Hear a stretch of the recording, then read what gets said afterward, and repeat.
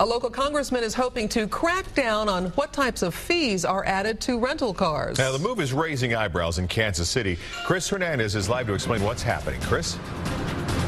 Well, Mark, Congressman Sam Graves from the Northland says that he is trying to close a loophole in a federal law that allowed Kansas City to finance the building of the Sprint Center here. They did it by adding on an extra fee to rental cars, but the legislation Graves is preparing took some people at City Hall by surprise because they're starting to wonder whether there's any connection to the next big project on the horizon, which is that possible convention hotel.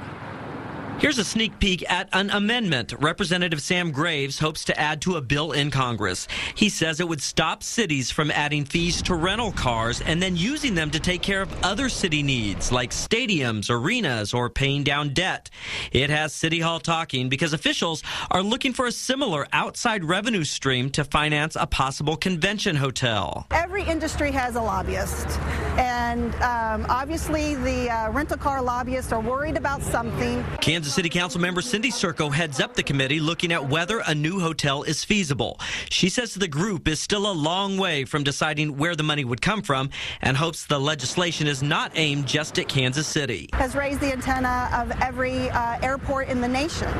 So I don't think it'll be our fight. I think actually there'll be a much bigger contingency that will be questioning what that does to the airports nationally. Back in 2004, Kansas City voters approved adding a $4 fee to cars rented at the airport.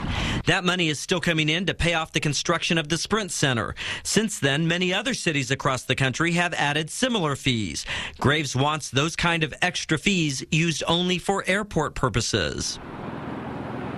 Now, there's no guarantee that this would actually make it into law yet, and even if it does, it would not be retroactive, so it wouldn't cut off the flow of money paying off the Sprint Center. Graves says he simply wants to clarify that language in the '94 law that created that loophole.